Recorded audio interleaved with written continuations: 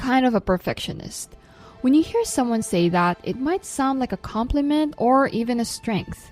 But is it? While having the attitude to strive for success and perfectionism can sound like an amazing talent, this very skill can also be what's keeping us from reaching our potential. Have you ever struggled with perfectionism? If that's the case, like 90% of us, I think you'll enjoy Stephen Guise's book, How to Be an Imperfectionist. It all comes down to certain factors: what matters to you and your satisfaction criteria. Those who accept their imperfections and learn to control their anxieties find that they can make real progress. Here are 5 lessons I learned from the book to challenge myself to establish more realistic expectations of myself and those around me, and to accept that mistakes and failure are often part of the process. I promise that if you take the lessons from this book to heart, you will find more joy in your life. Don't forget to like and subscribe in this video. Without further ado, let's get started. Lesson number 5, remember rumination. There are many signs of perfectionism, like feeling highly critical, having unrealistic standards, procrastination, focusing only on results, but one sign that is so common stood out to me the most: rumination. Rumination is a Latin word that means to chew again. When a cow eats grass, it partially digests it in its stomach, spits it back up, and chews again. That sounds really weird, but it's true. And that's just like overthinking. By overthinking, we create problems that are not even there. Now, this is something we all do. We think about things that happened in the past that we can't change. We still think about it anyway.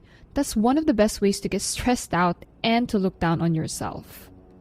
According to the book, acceptance is the cure for ruminating. Whatever happened in your life happened, and that's it. Thinking about it won't change it.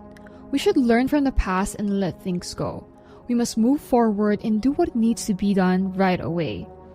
I used to have a big problem on overthinking and holding on to things that failed, which makes me angry. I keep replaying in my mind over and over again what I could have changed, what else I could have done, and to make things worse, I keep thinking what I need to do so it doesn't happen again when a similar situation arises. This is not exactly from the book, but try this when rumination and overthinking happens. When things go wrong and I overthink, I allow myself 5 minutes. 5 minutes, that's it, to complain, get angry, get annoyed, get mad. Set a timer for exactly 5 minutes to do this. After 5 minutes, take a deep breath and say, I can't change it. I can't change what's already happened. There's no value in wishing it different. And from there, I move on. Try this when overthinking and rumination happens. Lesson number 4. Create reasonable floors and ceilings. Each and every one of us has both a floor and a ceiling. The floor is basically the minimum requirement of what it takes for a life to be fantastic. It doesn't have to be flawless, but it has to be good enough. The ceiling represents the ultimate dream come true scenario. Here, an angel with a magic wand waves and all wishes are granted. An average person lives comfortably between the floor and the ceiling. However, the perfectionist takes the ceiling and turns it into their floor. They won't be pleased unless they achieve everything they want. So, they'll rather be tight if their floor is their ceiling. There's not a lot of space to live in that zone. As a result, perfectionism is one of the most common reasons for anxiety, eating disorders, and other mental illnesses. We don't need everything to be flawless, do we? Things can divert from your plan every now and then, and you can still be okay. Establish and recognize what standards are the floor to you. Which ones are the ceilings? Establishing a floor for yourself may help you boost your happiness. Lesson number 3, there is no perfect plan. The book talks about apathy. Here we are not talking about generic apathy, which is not caring about anything. I want you to care less about results. Remember, there are no perfect plans. There is no perfect plan and no perfect scenario because life happens.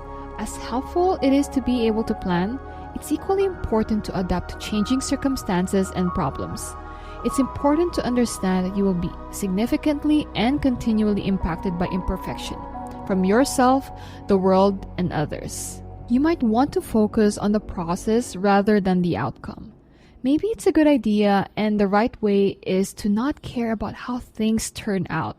Remember to give in 100% and then go with the flow. Trust the process. Don't fret yourselves over outcomes. Just track your progress. This is what you should be giving serious thought to. Lesson number 2, care less. The book talks a lot about how to be an imperfectionist, but the one that stood out to me the most were using the words care less as a reminder. What you care about determines your level of perfectionism and imperfectionism.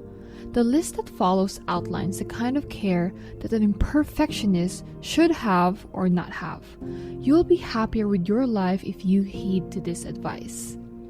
Care less about results. Care more about putting in the work. Care less about what other people think. Care more about who you want to be and what you want to do. Care less about doing it right. Care more about doing it at all. Care less about failure. Care more about success. Care less about timing. Care more about the task. Care less about problems. Care more about making progress despite them. Or if you must fix something, focus on the solution. It's risky to advise people to stop caring in general, but if done in the appropriate circumstances, it can have positive life-changing effects. We're aiming in this general direction. The intensity is just as important as what you care about. Imperfectionism refers to a lack of concern for some things because when you have less concern, you are more at ease in that situation. Being at ease indicates that you have no pressing issues or significant distractions, and your mind is free and ready to concentrate. This means you have more mental resources available for you. Lesson number 1, thinking versus doing. Sometimes you just aren't in the mood to work, right?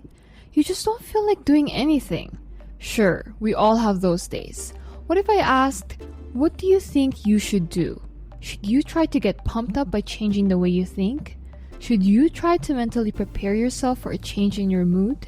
Should you try to change your feelings by thinking differently? According to a study conducted at Duke University, taking immediate action is twice as successful as trying to change your mood by your thoughts. That's easy then, right? Just do what needs to be done, get started. If you're stuck on something in your life, think about the most minor step you can to get started. Conclusion. Stop caring about the outcome and concentrate on the process. Unrealistic expectations refer to the desire for a particular outcome that is either impossible to obtain or extremely unlikely without a great deal of perseverance and experience. Amazingly, concentrating on the process ensures better results, while doing so diverts attention from the effort required to get those achievements. Results always mark the end of the process that went before them. Establishing little routines will help you focus on the process in the areas where you want to see results. Adjust your plans, expectations, and actions. If your expectations are too high, lower them. Or even better, attempt to let them go and approach the situation with a "we'll see what happens" attitude. This will only improve your appreciation of pleasant occurrences while shielding you from unpleasant surprises, not lessen it. Try to be upbeat in general, but don't attach your optimism to anyone's circumstances. This will help you remain adaptable when dealing with the flaws. This concludes our video. If you liked it, make sure to hit that like button and subscribe for more videos to come.